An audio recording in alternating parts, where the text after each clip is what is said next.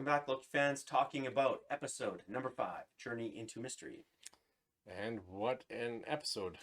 Yeah. Kind of all over the place. Oh, yeah.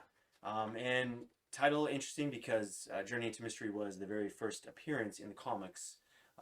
Number 85, Journey into Mystery is where Loki first appeared. So kind of a nod to the... Yeah, to the comics, right? So that's pretty cool. It came out in 1962 for all you guys out there who really dig comic history. So, anyway, so pretty interesting. I mean, we're on this end of time, really, where the time variance authority has sent all these variants, I guess, as you want to call it, right?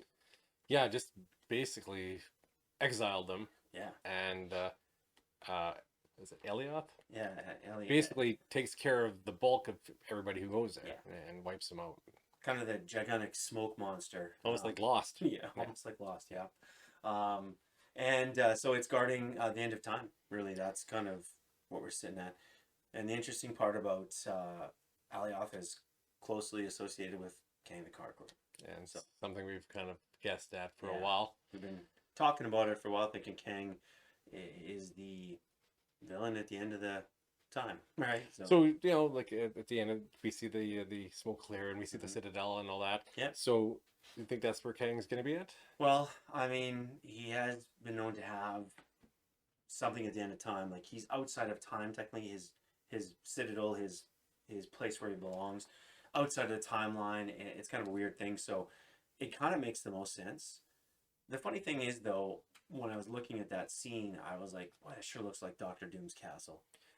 So that's like that, you know, but I can't see it being like Doctor Doom yet. But then again, we have the Fantastic Four coming up. So I know, but would he be that involved with the variation of time and like because Doctor Doom usually doesn't, you know, you don't associate him with those type of things. No, not really. And you know, Doctor Doom is a great villain in the MCU, and he's kind of battled everybody, but it's not something I'd expect to be in this Loki series. It just doesn't seem to fit.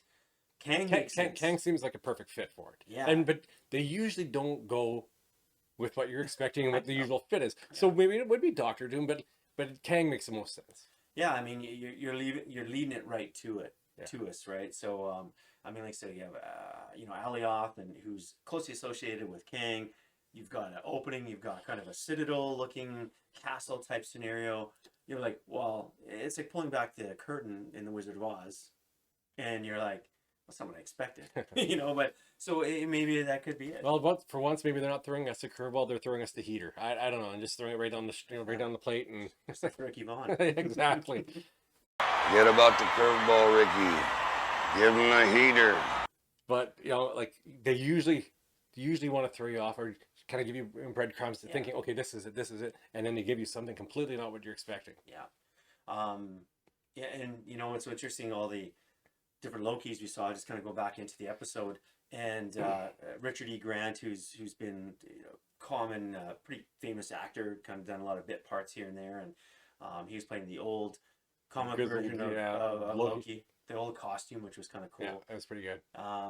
You know, and so he ends up helping them, and of course Sylvie and Mobius catch up with our MCU Loki, and kind of get it going on. So yeah, and then we get a battle of, you know, another Loki and his gang, and that was, you know, like that really, it was comic booky to me. Like it was very like, I was like, what are they doing here? I wasn't really sure where this episode was gonna go. Yeah. But they took it back to where it was at. It was almost like a little side story, but all turn on each other. Oh yeah, as Lokis would do. Yeah, exactly.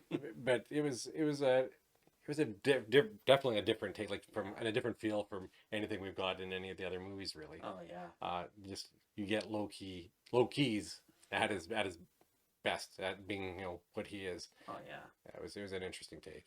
Yeah, and like I said, I think the big, you know, setup for the final episode. You know, so we pull back the curtain. Here we are.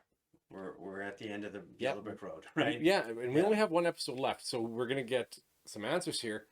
But I've got the feeling once again we're gonna get an answer to just open up a million more questions. And Yeah. I guess I don't know which series or whatever they're going to lead to, but I can't see them wrapping this up. It's gonna just bring more questions. Yeah, and I guess if you're thinking about putting this series in place of, where does it fit with, say, WandaVision and Doctor Strange and even Spider-Man, with all these, I guess, time stream splits and The multiverse. AntMan, yeah. it's all kind of tying in with time, Yeah. multiple universes and that kind of stuff. And I think they're really, I think we're in for something big here. Like it's gonna be, And they've teased King, and they're saying that he's going to be in Ant-Man. So, I mean, like, it's no different than, I guess, when we had the first 22 set of movies for the MCU. We knew Thanos was the end guy. We knew he was the bad guy. Yeah, we that knew was he the was going to end make game. the appearance. Yeah. He was teased. We never really saw maybe what he was capable of, but we knew he was there. So he was always kind of in the background, just waiting to make his officially full appearance. so who's gonna be our Yeah. Phase 4? I just think it's just pointing towards Kang. Do you think he's the big baddie, or he's just part of? He's pretty big, and he's a pretty good villain. I mean, would be interesting if you tie in a couple. You have Kang, who's maybe kind of on that scene, and maybe you have Doctor Doom on the side with introducing the Fantastic Four, and I don't know. Because they're gonna want to really try and top what they've done. Mhm. I don't know how they're gonna do that exactly. I'm just looking at who could be coming up and who is the ultimate big baddie to try and top with what they've done in the past. And one of the names that I keep thinking is like it's going to tie in at some point. Maybe it's after the Eternals and all that. We're going to see more of that, but with Galactus, or Yeah. somebody like that, because Well, they're going to go huge. It's going to be that is huge. yeah. And that's definitely a cosmic threat again, right? So, and like I mean, they did talk about that the Phase 4 going forward and Phase 5 was going to be subset things where it's not one big 20 picture arc, it's 4 or 5 picture arcs and wrapping it up neatly and starting something new. And I don't know, maybe that's where they're rolling it. Maybe Kang makes his 3 or 4 picture bad guy thing. They deal with him, and then you get somebody bigger. It's one way of rolling through more, of the big bad guys and Yeah. getting things rolling. Because at some point we have obviously with Fantastic Four coming too, like you said, Doctor Doom is going to be coming. Oh yeah. So at what point do we get him? We're going to get all these guys kind of rolling Yeah. through, and I think the arcs are going to be like a little bit quicker, a little bit Wow. faster, and then it'll maybe build out into their own subset of movies and stuff. They'll build up. They might, because they could be actually doing it the exact opposite, but done with the Phase 1, 2, and 3. All these movies culminated into the big Avengers movies. They could be introducing us these characters and expanding back and going. We'll get Fantastic 1, 2, 3, and 4 or something with a big arc or something like that.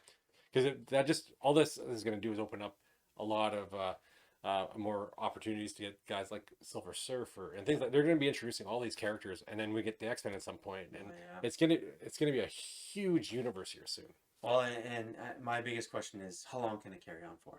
And how long can you keep the continuity going? And how long can before you keep? stop? And how long can you keep everybody's interest? Yeah. Because that's what I'm saying. They're going to have to go really big, and really draw on people, because you're going to be drawing from lesser known characters, but they've done a great job of, like, as an example, Guardians of the Galaxy. Yeah. How many people actually knew about these people, like the comic? Wow. I was not a big fan of it, or I just wasn't that aware of it. Yeah. I love it now. They've done a great job of introducing some of these different franchises, and if they can do that with these other ones, I don't see an end point at in the next 5-10 years. Really, it's gonna keep rolling for a while. Well, yeah. I mean, tests will be Shang-Chi, the Eternals, things like that, and see where they go. Yeah, with all the little things popping up, and we've seen in the trailers. Yeah. Like we've seen Abomination in Shang-Chi, like Yeah. just things that are going to start popping back up that they've introduced in the past.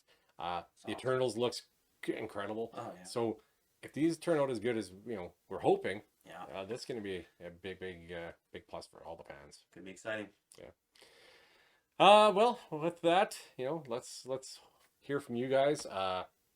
Definitely would like to hear your thoughts on what's going to happen with the last episode of Loki. What do you think is going to be coming? Kang the Conqueror, we're probably guessing.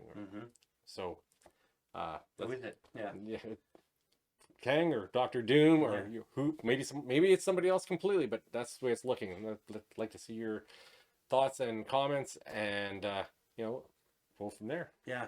Hit the like button, subscribe, ring that notification bell like we like you to, and don't forget to check out Black Widow this weekend. Opens up today, and we'll definitely review that one coming up. So thanks for joining us here at the Blazing Overture. See you guys in the next video.